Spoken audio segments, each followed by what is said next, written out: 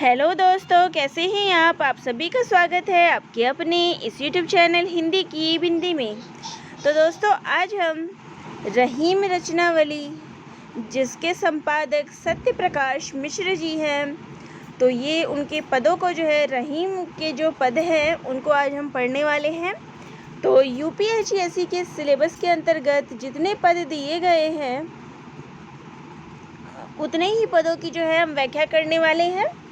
तो रहीम रचनावली संपादक हो गए सत्य प्रकाश मिश्र, और जितने भी यूपीएससी के अंतर्गत दिए गए हैं उन्हीं पदों को लेके हम उनकी व्याख्याएं कर रहे हैं। तो चलिए, सबसे पहला पद जो है हम शुरू करते हैं। अनुचित वचन न मानिए यद्यपि गुराइस गाढ़ी, है रहीम रघुनाथ ते सुजस भरत को बाढ़ी। तो यहाँ रहीम दास जी कहते हैं कि कितना भी बड़ा आदमी क्यों ना हो, यद्यपि गुराइस गाढ़ी, तो चाहे कितना भी बड़ा ही आदमी क्यों ना हो, उसकी गलत बात जो है वो नहीं माननी चाहिए, चाहे वो बात कितनी ही महत्वपूर्ण क्यों ना हो। तो चाहे कोई भी बड़ा आदमी हो, उसकी कितनी भी महत्वपूर्ण बात हो, लेकिन अगर वो बात गलत है तो उसको नहीं माननी चाहिए। हे रहीम रघुनाथ ते। तो आगे रहीम दास जी कहते हैं कि भगवान श्री राम ने जो है अपने पिता की आज्ञा मान के वनवास जो है वो मान लिया था, वनवास ग्रहण कर लिया था। लेकिन जो भरत जी है उन्होंने अपने पिता की जो है आज्ञा माता की जो आज्ञा थी वो ठुकरा दी थी, वो राज्य जो है वो ठुकरा दिया था। फिर भी अधिक यश जो है उस भरत को ही प्राप्त हुआ है। तो सुजस भरत को बाढ़ी। तो वनगमन को गए, उन्होंने पिता की आज्ञा मानी, लेकिन वो चीज़ एक अनुचित थी, उनसे भी बढ़, और इधर भरत ने जो है आज्ञा को नहीं माना, फिर भी ज़्यादा यश जो है वो भरत को ही प्राप्त हुआ है, जिन्होंने अपनी माँ की आज्ञा ठुकरा कर राज्य त्याग दिया था। तो अगला पद है, एक साधे सब सधे, सब साधे सब जाए, रहीमन मली हूँ सींचबो, फूल ते फले अघाए। तो यहाँ रहीमदास जी कह रहे हैं कि पहले जो है एक साधे सब सधे, तो पहले क्या करना चाहिए, एक काम को पूरा करने की ओर ध्यान देना चाहिए। बहुत से काम एक साथ जब शुरू करते हैं तो कोई भी काम जो है वो ढंग से नहीं शुरू हो पाता और वे सारे जो है वो अधूरे रह जाते हैं। जैसे कि अगर एक ही जड़ को, एक ही पेड़ की जो जड़ होती है उसको अच्छी तरह सींचा जाए तो उसकी तना, शाखाएं, पत्ते, फूल सब हरे भरे हो जाएंगे, हरित हो जाएंगे। लेकिन अगर इकट्ठे ही ज़्यादा पेड़ों की ओर ध्यान दिया जाए तो किसी की तरफ भी ध्यान नहीं जाएगा। तो ऐसे ही पहले एक काम को संपूर्ण कर लेना चाहिए और उसके बाद जो है दूसरे काम की तरफ बढ़ना चाहिए, एक ही साथ सारे नहीं करना चाहिए। आगे है, अगला पद है, ए रहीम दर दर फिरही, मांगी मधु करी खाही, यारो यारी छोड़िए वे रहीम अब नाही। तो यहाँ इन पदों में रहीम दास जी कहते हैं कि अब वैभवहीन होने से जगह जगह घूम फिर कर जो है वो पालन पोषण हो रहा है, पेट का पालन हो रहा है। तो अब जो है हालत कैसी हो गई है कि दर दर फिर ही जगह जगह जो है भटकना पड़ रहा है। मांगी मधुकरी खाई, यानी कि मांग मांग के जो है, भिक्षा मांग के जो है खाना पड़ रहा है। यारो यारिये छोड़िए, यानी हे मित्रों, अब जो है तुम मुझसे मित्रता जो है वो मत रखो, क्योंकि अब ये जो रहीम है वो पहले वाला रहीम नहीं रहा, अब इसके पास धन संपन्न वैभवशाली नहीं है। तो अगला पद है, अंजन दियो तो किरकिरी, सुरमा दियो न जाए, जिन आखिन सो हरी लखियो, रहीमन बली बली जाए। तो यहाँ कहते हैं कि अंजन दियो तो किरकरी, यानी कि जब आँख में काजल लगाया तो कैसी प्रतीत हुई, किरकिरी सी लगी। और सुरमा भी जो है वो आँखों में लगाया नहीं जा रहा। तो इन पदों में रहीम दास जी कहते हैं कि इन आँखों में जो है काजल और सुरमा लगाने से कोई फ़ायदा नहीं है, क्योंकि उनकी आँखों में क्या है, उन्होंने इन आँखों में जो है ईश्वर को बसा लिया है। जिन आँखिन सो हरि लखियो, की उनकी आँखों में तो हरि बस गया है। और ईश्वर के दर्शन के लिए तब से मैं धनी हो गया हूँ, रहीमन बलि बलिए, और उन पे जो है वो बलिहारी जाती। तो उन्हें जो है इन वैभव सौंदर्य प्रसादन को लगाने की जो है कोई भी आवश्यकता नहीं है। उन्होंने अपने नेत्रों में जो है ईश्वर को बसा लिया है, और तब से उनका जीवन जो है वो धनी हो गया है। अगला है, कमला थिर न रहीम कही, यह जानत सब कोय, पुरुष पुरातन की बधू, क्यों ना चंचला होय। तो यहाँ इन पदों में जो है रहीम दास जी कहते हैं, कमला थीर न रहीम कही, यानी कि जो लक्ष्मी है वो कहीं भी, कमला से तात्पर्य यहाँ लक्ष्मी से है कि लक्ष्मी जो है कभी भी थीर यानी स्थिर नहीं रहती। यह तो सब जानते हैं, यह जानत सबको, यह तो सब जानते हैं। पुरुष पुरातन की वधू, लक्ष्मी जो है पुरातन अपने से जो है बड़ी उम्र के पुरुष की पत्नी है, तो वह चंचल क्यों नहीं होगी। तो इसका यहाँ पे कहने का तात्पर्य यही है कि लक्ष्मी जो है वो नारायण की यानी विष्णु जी की पत्नी है। वह पूरी सृष्टि की जो है कर्ता धर्ता जो है विष्णु जी उनकी पत्नी है, तो उस पर जो है किसका वश चल सकता।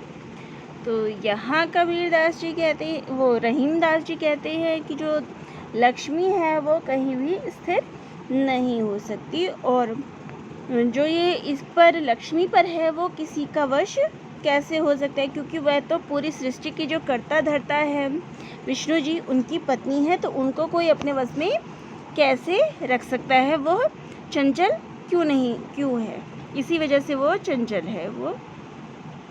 अगला है, कमला थीर न रहीम कही, लखत अधम जे कोय, प्रभु की सो अपनी कहे, क्यों न फजीहत होय। तो यहाँ रहीम दास जी कहते हैं कि जो लक्ष्मी है वो कहीं भी स्थिर नहीं रह सकती, और लखत अधम जे कोई, और मूर्ख जनों को ऐसा लगता है कि लक्ष्मी जो है उनके घर में स्थिर बैठ गई है। प्रभु की सो अपनी कहे, क्यों न फजीहत हो, यानी कि उस मूर्ख की फजीहत यानी मजाक जो है वो कैसे नहीं होगा, जो लक्ष्मी को, जो कि नारायण की विष्णु की अर्धांगिनी है, उसको अपनी मान के चलेगा। तो यहाँ यही है कि लक्ष्मी जो है वो स्थिर नहीं होती, लेकिन फिर भी जो है मूर्ख लोग उसको अपनी मान के चलते हैं, क्या अपने घर में ऐसा मानते हैं कि लक्ष्मी उनके घर में स्थिर होके बैठ गई है। लेकिन वास्तविकता में जो लक्ष्मी है वो विष्णु जी की पत्नी है, तो उनको कौन अपने वश में कर सकता है, उनको कौन अपने पास रख सकता है। तो ऐसे लोगों का जो ये मानते हैं कि लक्ष्मी उनके वश में है वो मूर्ख ही कहे जाएंगे, मजाक ही उनका उड़ाया जाएगा। अगला है, कही रहीम इक दीप ते, प्रगट सबे दति दोय। तो आगे रहीम दास जी इन पदों में कह रहे हैं, कही रहीम इक दीप ते, प्रगट सबे दति होय, तन स्नेह के से दरु, दृग दर दीपक जरुस दोय। तो यहाँ इन पंक्तियों में जो है रहीम दास जी कहते हैं कि जब एक ही दीपक के प्रकाश से घर में सारी वस्तुएं जो है वो प्रकट हो जाती है, सब स्पष्ट दिखाई देने लग जाती है, तो फिर नेत्र रूपी दो दीपक के होते हुए भी तन मन में बसे स्नेह भाव को कोई कैसे भीतर छिपा रख सकता है। अर्थात यहाँ इन पंक्तियों में कहने का भाव यही है कि जो मन में छिपे जो प्रेम भाव हैं उनको नेत्रों के द्वारा व्यक्त किया जा सकता है, नेत्रों के द्वारा उनकी पहचाना जा सकता है मन में छिपे प्रेम भाव को। जैसे कि एक दीपक से संपूर्ण घर में जो है वो प्रकाश उत्पन्न हो सकता है, सब कुछ स्पष्ट दिख सकता है। तो भगवान ने तो जो है दो दीपक दिए हैं, नेत्र रूपी दीपक, तो उससे मन में बसे भावों को कैसे पहचाना नहीं जा सकता। अगला पद है, कही रहीम धन बढ़ी घटी, जाति धनिन की बात, घटे बढ़े उनको कहाँ, घास बेची जो खात। तो यहाँ जो है इन पदों में कहते हैं कही रहीम धन बढ़ी घटी, यानी कि जो धन है वो घटता और बढ़ता रहता है। धनी लोगों के लिए जो है इसका महत्व नहीं है, क्योंकि जो धन है वो घटता और बढ़ता दोनों रहता है, और ये जो है वो धनी लोगों के लिए ही महत्व रखता है। उनके लिए धन का बढ़ना या घटना क्या महत्व रखेगा, जो घास बेच कर जीवन गुजारा करते हैं। तो यहाँ कहते हैं कि जो धनवान व्यक्ति है, धनी लोग हैं, उनको ही धन का घटना और बढ़ने का फर्क पड़ता है, क्योंकि धन तो उन्हीं लोगों के पास रहता है तो उन्हीं को फर्क पड़ेगा। लेकिन जिसके पास धन ही नहीं है उसको धन के बढ़ने या घटने से क्या फर्क लगता है, जो घास बेच के अपना दिन गुजारा करते हैं, खाते हैं। अगला है, कहू रहीम के तिक रही, के तिक गई बिहाय, माया ममता मोह परी, अंत चले पछताए। तो यहाँ इन पंक्तियों में जो है रहीम दास जी कहते हैं कि आयु जो है कहू रहीम के तिक रही, यानी कि कितनी रह गई, अब आयु जो है वो कितनी शेष रह गई। केतिक गई बिहाय, यानी कि अब जो है कितने दिन जो है वो बच गए हैं, बीत गए हैं। माया ममता मोह परी, अब तो जो है वो चेत जो है वो जाग गए हैं। माया में, ममता में, मोह में फंस कर जो है अंत में पछतावा ही साथ लेकर जो है तो जाएगा। तो लोग जो है वो माया ममता मोह में ही फंसते चले जाते हैं और इसी में अपना जीवन जो है वो समाप्त कर लेते हैं। उनको तनिक भी इस बात की चिंता नहीं रहती कि इस ईश्वर की जो है प्राप्ति कर ले, इसको ध्यान कर ले, इसको याद कर ले। तो इसलिए जो है रहीमदास जी कहते हैं कि अब तो जो है कितने दिन शेष रह गए हैं और कितनी आयु बच गई है, यानी ये जीवन जो है इसी में अपना व्यर्थ करता चला जा रहा है। अगला है, कहू रहीम कैसे निभे, बैर के रंग को संग, वे डोलत रस आपने, उनके फाटत अंग। तो यहाँ इन पंक्तियों में रहीमदास जी कहते हैं कि जो कहू रहीम कैसे निभे, यानी कि हे रहीम ये बताओ कि कैसे निभे, बैर केर को संग, यानी कि दो विपरीत स्वभाव के लोग जो है वो एक साथ कैसे रह सकते हैं, यानी जो दुर्जन लोग हैं और सज्जन लोग हैं वो एक साथ नहीं रह सकते, और यदि ऐसे लोग अगर साथ में रहते हैं तो केवल हानि ही होती है, और ये हानि जो है वो सज्जन की ही होती है और दुर्जन का जो है वो कुछ भी नहीं बिगड़ता है। तो वे इस बात के लिए आगे फिर कहते हैं कि जैसे कि बेर और केले के पेड़ अगर आपस में आसपास उगे हों तो इसका उदाहरण देने के लिए उन्होंने यहाँ पे कहा है कि बेर और केर को संग, यानी कि बेर का और केले के अगर आसपास में पेड़ उगे हों तो उनकी संगति जो है वो कैसे निभ सकती है। दोनों के स्वभाव अलग अलग हैं। बेर के जो पेड़ में है कांटे लगे होते हैं और वहीं पे जो केले का पेड़ होता है वो नरम होता है। और हवा के झोंकों से बेर की जो डालियां होती हैं वो वे डोलत रस आपने। तो हवा के जो बहाव से जो बेर के पत्तियां हैं, डालियां हैं, वो मस्ती में डोलती रहती है। और तो केले के पेड़ का अंग अंग छिल जाता है, यानी कि जो कांटे हैं वो जब डोलते हैं उस पे तो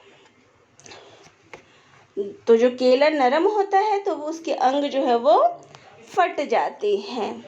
तो दो विपरीत स्वभाव के लोग जो है एक साथ रह नहीं सकते। यहाँ उनका भाव यही है। अगले है, कहू रहीम कैसे बने अनहोनी हुए जाए, मिला रहे और ना मिले तासो कहाँ बसाए। तो यहाँ रहीमदास जी कहते हैं कि दुष्ट व्यक्ति जो होते हैं वो कहू रहीम कैसे बने अनहोनी हो जाए। तो जो दुष्ट व्यक्ति होते हैं वो संकट के समय जो है कभी भी साथ नहीं देते हैं, कभी भी साथ नहीं निभाते हैं। अतः ऐसे लोगों पर जो है कभी विश्वास नहीं करना चाहिए। मिला रहे और ना मिले, जो व्यक्ति मिला भी रहे और ना भी मिला रहे उसके साथ तब तक कैसे निर्वाह हो सकता है जब तक कोई अनहोनी ना हो जाए। तो तब तक जो है इस बात का पता ही नहीं चल सकता कि कौन व्यक्ति कैसा है। जब कोई अनहोनी होती है तभी पता चलता है कि कौन सा व्यक्ति कैसा है। अगला है, काज परे कछु और है काज सरे कछु और, रहीमन भंवरी के भये नदी सिरावत मोर। तो यहाँ जो है रहीमदास जी जो है वो कहते हैं इन पंक्तियों में काज परे कुछ और है कि काम पड़ने पर लोग जो है कुछ दूसरी तरह से व्यवहार करते हैं। काज सरे कुछ और जब काम निकालना होता है तो वे बदल जाते हैं। तो रहीमदास जी इस व्यवहार की तुलना जो है वो शादी के समय सर पर लगाए गए जो मुकुट होते हैं उनसे करते हैं कि जिसके बगैर शादी होना संभव नहीं था। यानी कि जो सर पे सेहरा होता है उसकी तुलना जो है वो यहाँ पे करते हैं कि उसके बगैर जो है विवाह होना संभव नहीं है। लेकिन विवाह संपन्न होते ही उस मुकुट को जो सर पर विराजमान था नदी की धारा में प्रवाहित कर दिया जाता है। तो काम के समय जो है व्यक्ति का व्यवहार जो है जब काम पड़ता है तो लोगों का व्यवहार कुछ और होता है, लेकिन जब वही काम निकल जाता है तो परिस्थितियां जो है इसके विपरीत हो जाती है। और इसका एक उदाहरण जो है रहीमदास जी ने इस प्रकार से दिया है कि शादी के समय जो लोग सेहरा बांधते हैं, मुकुट पहनते हैं, शादी में उसकी बहुत महत्ता है, उसके बिना जो है शादी नहीं हो सकती। लेकिन जैसे ही शादी जो है विवाह जो है संपन्न होता है उसके बाद उस मुकुट को जो है नदी में प्रवाहित कर दिया जाता है, उसकी जो महत्ता होती है वो खत्म हो जाती है। अगला है, कहाँ करो वैकुंठ ले कल्प वृक्ष की छां, रहीमन ढाक सुहावनो जो गल पीतम बाह। तो यहाँ जो है इन पंक्तियों में कह रहे हैं कहाँ करो बैकुंठ ले कि मुझे जो है वो स्वर्ग का सुख नहीं चाहिए, कल्प वृक्ष की छां, और ना ही जो है कल्प वृक्ष की छांव से कोई लेना देना नहीं है। रहीमन ढाक सुहावनों कि मुझे वह ढाक का वृक्ष जो है अति प्रिय है, जो गल पीतम बाह, जो जहाँ मैं अपने प्रीतम के गले में बाह डालकर बैठ सकूं। तो यहाँ जो है कहने का भाव यही है कि चाहे कितना भी सुख सुविधा और संपन्नता दे दी जाए, लेकिन जहाँ अपने नहीं है वहाँ इनकी कोई महत्ता नहीं है। लेकिन एक छोटी सी भी खुशी हो जाए लेकिन अपने साथ में रहें, सुख हो दुख हो जहाँ वो अपनों के साथ रहे तो उसी चीज़ की जो है महत्ता होती है। अगला है, कैसे निबल जन करी सबलन सो गैर, रहीमन बसी सागर विसे करत मगर सो बैर। तो यहाँ जो है रहीम दास जी इन पदों में कह रहे हैं कि निर्बल जो व्यक्ति होता है यानी कमज़ोर व्यक्ति होता है, वह अपने से बलवान व्यक्ति से बैर करेगा तो उसकी अस्तित्वता को ही खतरा पैदा हो जाएगा। तो अगर कमज़ोर व्यक्ति किसी बलवान आदमी से अगर लड़ाई करे तो हानि उसी की है, उसी को खतरा होगा। ठीक उसी प्रकार से जैसे कि समुद्र में रह के जैसे कि मगरमच्छ से बैर नहीं किया जा सकता।